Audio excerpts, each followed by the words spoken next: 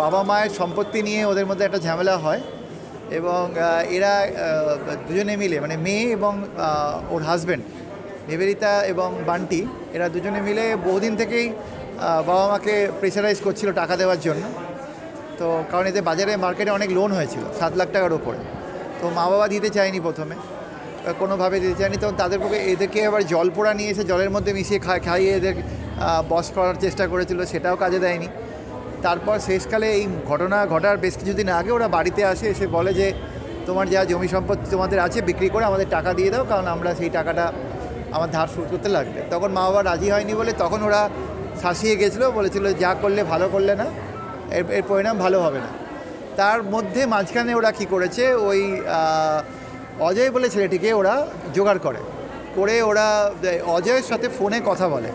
অজয়ের সঙ্গে যখন বান্টি আর নিবেদিতা কথা বলে তখন এদের প্ল্যানিংটা হয়, কোথা থেকে আর্মস কেনা হবে, নদিয়ার কোন জায়গা থেকে, ইত্যাদি ইত্যাদি। এই অজয় করেছে কি, ও ভাবলো যে যদি আজকে আমি কলটা রেকর্ড করে না নিই, কালকে এটা নিয়ে হয়তো সমস্যা হবে, এরা নিজেরা বেরিয়ে যাবে আর আমাকে ফাঁসিয়ে দেবে। অজয় কী করেছে, ওর মোবাইলের মধ্যে ওই 3 জনের কথোপকথনটাকে রেকর্ডিং করেছে এবং এই রেকর্ডিংটাই কিন্তু আলটিমেটলি আমাদের এদের এগেনস্টে যেটা এদের কাল হলো, মানে এদের ক্র্যাক করতে সুবিধা হলো। এবং এই 3 জনেরই ভয়েস কিন্তু ম্যাচ করে গেছে ওই রেকর্ডেড কল। সেখান থেকে বোঝা গেল যে এরা মার্ডারের আগে কোথা থেকে আর্মস কিনবে, কত টাকায় আর্মস কিনবে, 50,000 দিয়ে নদিয়ার একটা জায়গা থেকে কিনে আনা হবে, কোন জায়গা থেকে কিনা হবে ডিটেলসে বলেছে।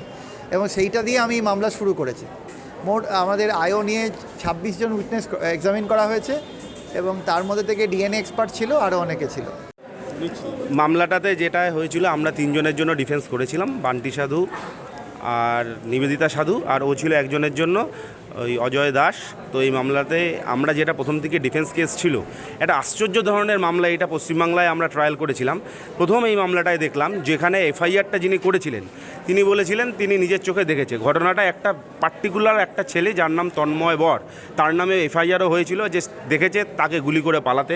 পরবর্তীকালে যখন সুরতাল হয়েছিল, সুরতালেও তার নামই বলেছিল যে হ্যাঁ তন্ময় বর সেই খুনটা করেছে।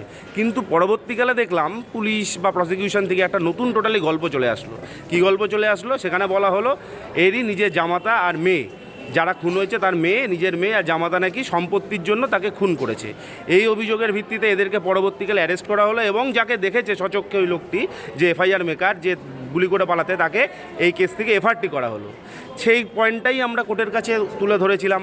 আমরা বিভিন্ন যারা সাক্ষী রয়েছে, যাদের সাক্ষ্য, তাদের কাছ থেকে বলেছিলাম এবং এখানে আমরা দেখেছি প্রচুর ইমপ্রুভমেন্ট অর্থাৎ তারা পুলিশের কাছে যে বক্তব্য দিয়েছে, তারা এফআইআরে যে বক্তব্য দিয়েছে, তার থেকে প্রথমবারের জন্য কোর্টে এসে অনেক বাড়তি কথাবার্তা বলে গেছে।